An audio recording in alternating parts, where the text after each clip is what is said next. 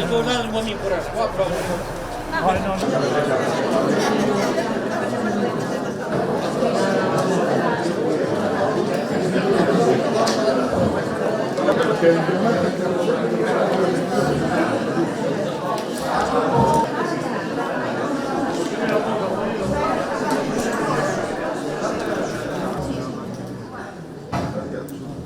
Bueno, por a Consellería do Mar.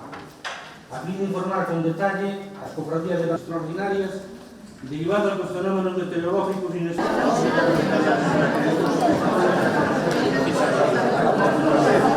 do litoral galego. Dende as cofradías é unha cuestión sincera nin a corto plazo.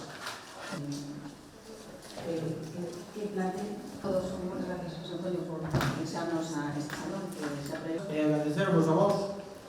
patróns e patronas maiores, presidentes Os feitos para que tan pronto acabara que nos exija sobre os que podemos enfrentar as mortalidades para Bueno, hoxe convocamos aquí na Federación Galega de Cofradías de Pescadores a todas as cofradías que son titulares de un plan de xestión de marisqueo xeral para detallarles, para contarles as medidas que contamos hoxe onte no Consello da Xunta,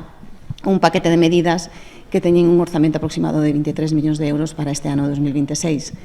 En este paquete de medidas destacan eses convenios de colaboración que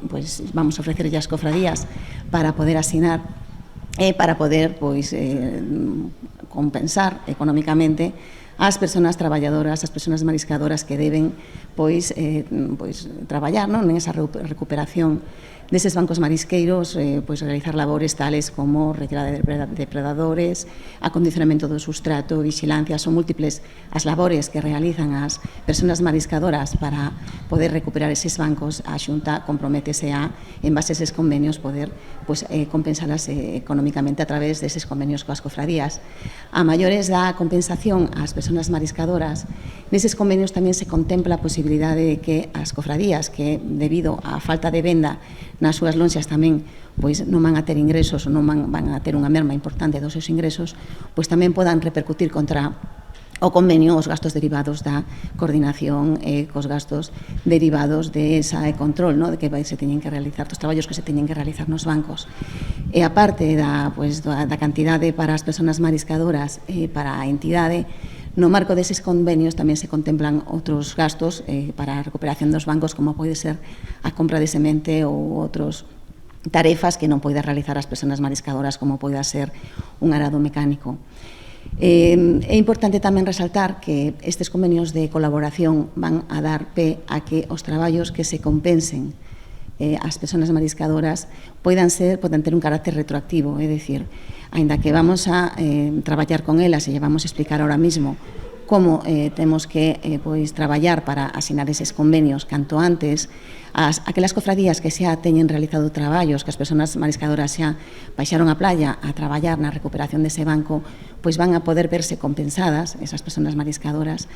polos traballos xa realizados. Creo que tamén é moi importante deixar ese extremo claro. A parte dos convenios de colaboración, tamén se prevé unha partida de 1,5 millóns de euros para repoboación, para compra tamén de semente, a través de outros instrumentos distintos do que o convenio de colaboración, e tamén se contempla unha partida de 2 millóns de euros para reforzar proxectos de regeneración, proxectos de conservación da biodiversidade a través do reforzo do medio propio, do encargo ao medio propio que temos, e sobre todo están centrados esa partida na recuperación das zonas de libre marisqueo. Estes convenios, estas medidas, o paquete de medidas, teñen sobre todo o obxectivo de recuperar os bancos, ese é o obxectivo principal, recuperar durante o tempo necesario, traballar para esa recuperación, volver eses bancos productivos, e para iso fai falta un doble compromiso, o compromiso da Administración, que está creando este instrumento, está achegando os fondos necesarios para poder materializalo, e o compromiso do sector, que lles explicaremos en estas medidas, e que non dubido que o sector estará ao mesmo nivel que esta Xunta e contaremos con todos eses traballos e todo ese esforzo, porque, como vos digo, é un esforzo dobre, un esforzo de todos, e entre todos debemos traballar para que o marisqueo sea un sector estratégico como é ahora mesmo para Galicia. Normalmente unha persona mariscadora traballa sobre 4 horas ao día e traballa unha media de 10-12 días ao mes, aproximadamente. Considerando que ese o tempo que se necesita baixar a traballar,